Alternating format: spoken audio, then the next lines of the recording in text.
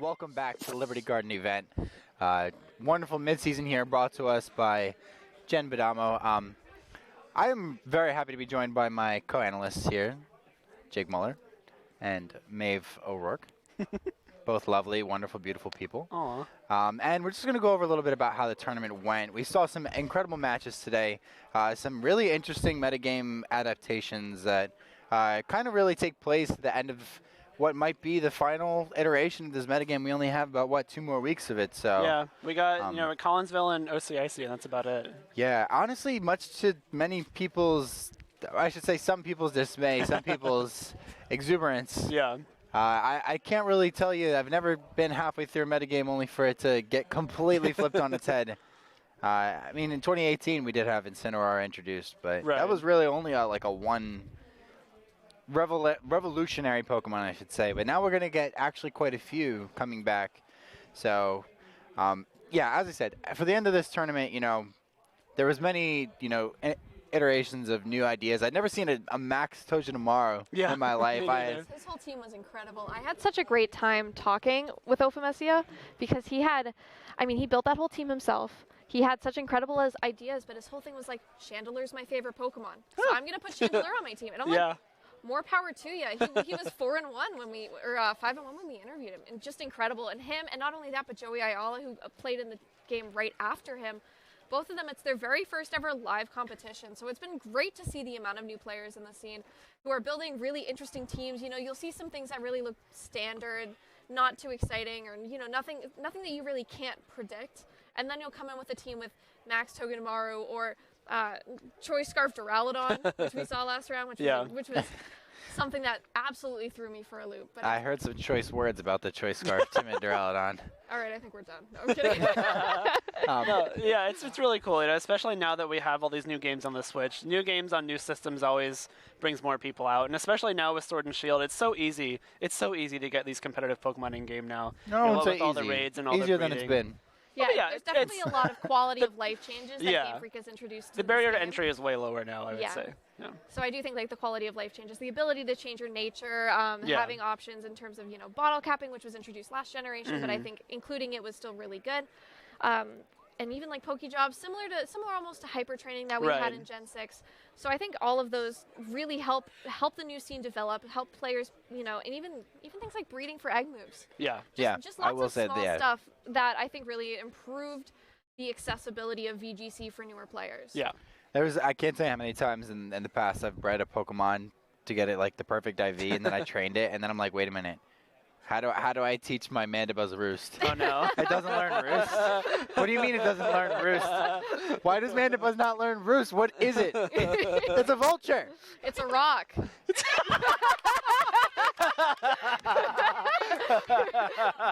It's a vulture. Justin, it's a rock. Carris.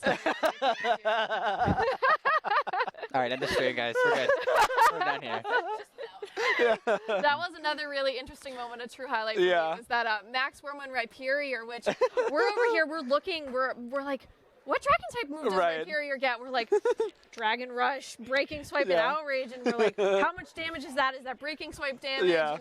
Something that, God, there's been so many interesting techs that we've been able to pull on stream today that I think have made this entire thing so exciting to watch. Dynamax in general, the access to max moves makes so many different tools that a Pokemon might have had access to in the past, that much more prevalent today. Right. When you think about something like Heatwave Togekiss, I wouldn't exactly say that that's not a metagame development that wouldn't have happened without Dynamax. But the access to a Max Flare.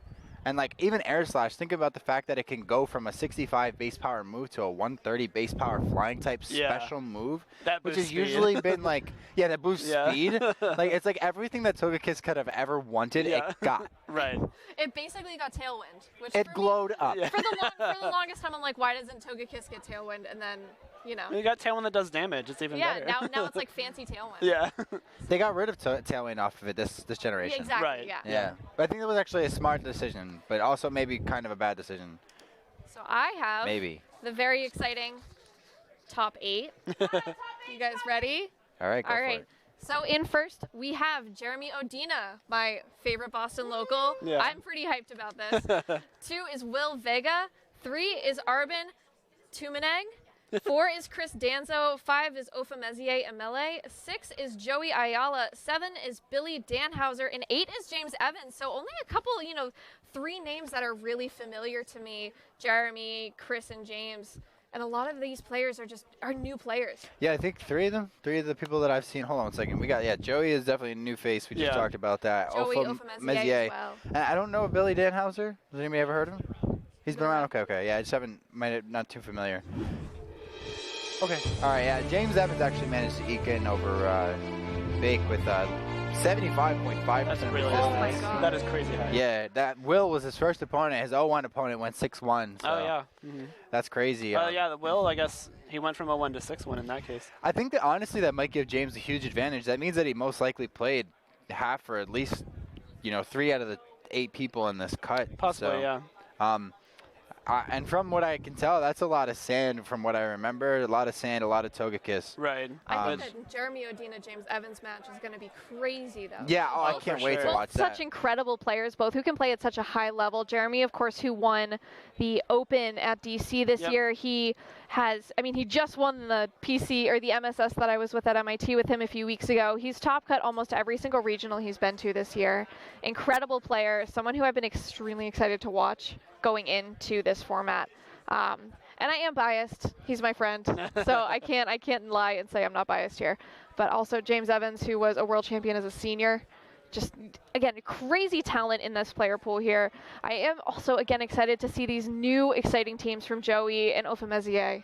James is a player that's really impressed me, consistently. Well, watching him, he just makes really smart decisions. And I feel like he always knows how to, get that, super hard punish on his opponent when he needs to. Yeah. I've actually been on the receiving end of that myself a few times. And Jeremy is somebody that, honestly, has to be super hungry right now because he was unable to actually make it to Dallas due to a flight issue. That Boston traffic, it's killer. Yeah, that, and also I think there was weather issues for a lot of people coming down. But Jeremy, one of the players that's in the race for the Travel Award, definitely needs these championship points. So honestly, James too. These are 2 players that are really going to need those points and are gunning for it. On that same side of the bracket, though, we also have Chris Danzo and Mezzi. Yep. Our boy Mezzi over there with Tojin Amaro. That's going to be a fun match to watch. Chris, just all around one of my favorite players to watch, and a good friend. Knowing that there's a possibility he might square up against Jeremy again in top 4 is a little bit intriguing. I think that's another one of those matches where you'd like to see 2 people really go at it. But on the other side of the bracket, we have some newer faces. You have Joey, and then, Joey's the one that's the new one. I haven't seen Billy too much in top cut recently, but Armin is somebody who's been in the scene for a really long time. Yeah, really, even longer than me. Yeah, I don't remember the last time he cut a regional. I think it might have been 2015 Virginia or 2014. I think it was 2015. Virginia regionals. I was just handed a very important piece of paper. I would like to say congratulations to our senior winner, the senior entrant, Christopher Hahn. So Christopher Hahn has now won the MSS today, so we're very excited for him. There are no other seniors for him to play in Top Cut. But that is still a long I wonder how he made it. Well, he also such a rigorous tournament. He went 4-3 in a pool of entirely masters too. Yes, so that's which is incredibly really impressive. Yeah. Especially one thing with seniors to masters as well. I was thinking about how James Evans has transitioned so beautifully from seniors to masters. I think he's one of the players that, sometimes when you transition, the skill gap in seniors can be a little bit more drastic than it is in masters. Yeah. So I think his transition to masters has been almost flawless. A lot of seniors come into the masters division with a bit of a chip on their shoulder. When you look back at players like Carson Confer, who was a world champion in the seniors division.